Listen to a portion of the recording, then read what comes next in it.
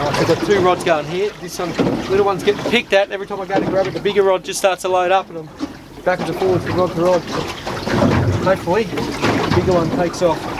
This one's just a little picker playing with it, probably a little flathead, I'd say. Hopefully, we get a buckle on the other rod.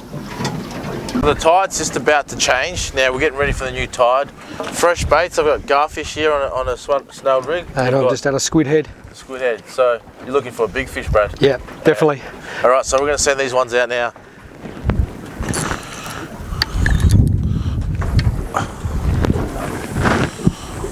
Guys, the thing about Port Phillip Bay is you just can't sit around and wait for that bite. You can't be reactive. You got to be proactive. So what we're going to do is put another burley bomb down.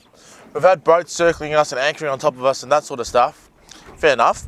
Let's shut down the bite a little bit, but we're going to try and get these fish to fire again because we know there's fish here. So Brad's cutting up some leftover bait. Put in the burley bomb.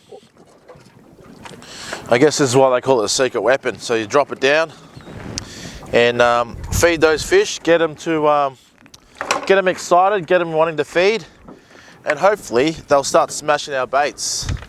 Are you on there, Brad? Pecker. Picker? Little pecker. Yeah. Okay. All right.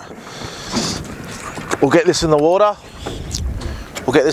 And hopefully this will get the fish going again. All the boats have sort of gone now. Started to spread out Again. So still very early in the morning. So that bite might just extend a little bit longer.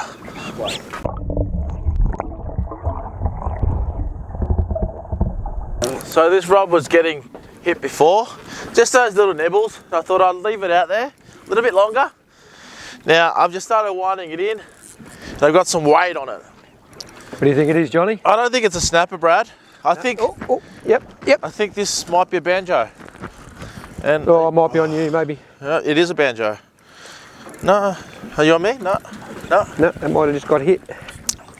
Yep, it just got hit. Yeah. Then again, there we go, guys. So we just put that burley bomb down, and Brad's got a bite straight away. So fish are starting to stimulate. Split that garfish in half, so we'll get a fresh gar back out. And fingers crossed. We'll get him back and get these baits out again, yeah. So I've just hooked up. Fish is going under all the other rods, so we're just clearing some rods out the way. Took off like a snapper, then it went calm and just sat there, but now it's fired up again. I think this is a snapper, Brad. Yeah. You don't think it is? I weren't confident at the start, but then part of the way through the fight it started to give some head shakes. Now we've been working hard for this bite. Yeah. Very hard. So this is the first one we've had since dropping that bomb. There's no boats around at the moment, which is what we were talking about before. So let's hope this is a fish. This looks like a good snapper, mate. Yep, I think it's snapper now. We got the fresh baits we spoke about just before. We put fresh garfish on, and a couple of the rods. Oh, this is a good fish if it is. Yeah. It's hanging really low, yeah? Yeah, he's hanging deep now, yeah. There, that's it, head shake, there we go. At the start, it took off, felt like a snapper, but as I said, Come on. Then it sort of just went dead, but it's woken up again. No.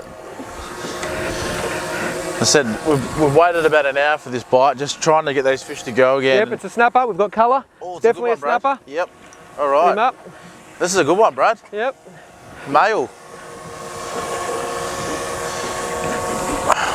I'm just walking back to you, Johnny. A bit closer, mate. Closer. Yep. Oh, hang on. Oh. There we go. Right. Yeah, got him. And he's in the net. All right, guys, we're just going to clean this up. He's got a couple of lines around him there, so. We're going to clean this up and we'll get back to you. Guys, that's the result of that hookup. Now, Brad, how was that fight? Oh, that was a great fight. At the start, as I said, it took off. Thought it was a snapper, but then it sort of just went dead and just sat there and thought it might have been another banjo, but then it woke up again, and yeah.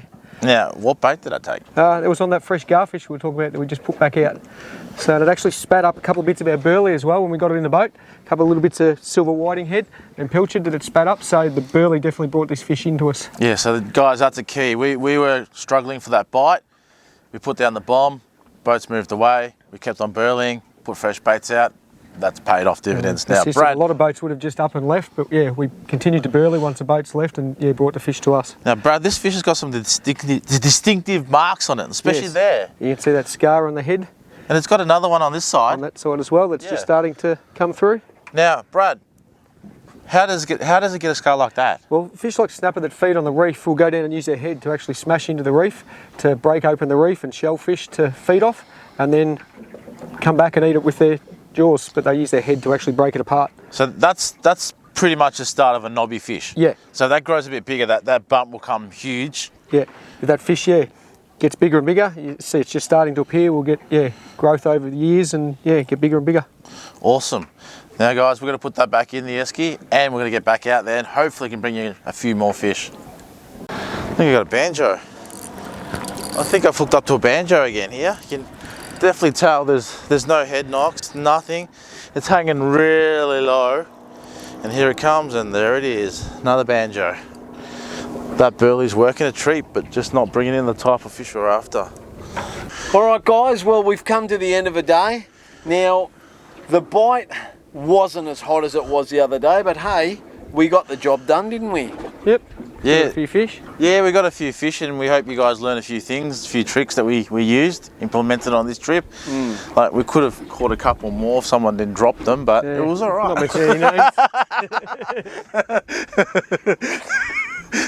And you know, you can't sugarcoat it, right? Yeah. We could have, but we didn't. But I look, that was a minor. I think the biggest thing that played a factor on us today is Port Phillip's one of those bays where if people anchor up around you, it normally shuts the bite down, and we got a little bit of that. But you boys continue to persist. You did what you had to. You kept working the baits. You kept changing the baits. You kept burleying up, and you managed to bring the bite back on again. We ended up with 3 decent fish, sort of around that 3 to 4 kilo mark. A couple of sort of bycatches there that we didn't like, a few flat in that. Had a couple of rods buckle that didn't commit before we got to the rod as well. Yeah, so look, all in all, it's been a pretty good day. You take that good every time morning. you come out. You Yeah, take good- 3 fish every time you come out. Yeah, You'd be happy. It was You a, would, mate. It was a good morning. So I reckon we got 3 more fish on the boat than a lot more boats out here would have, and there is a lot of boats out here, right, boys? Yeah. there is. There is.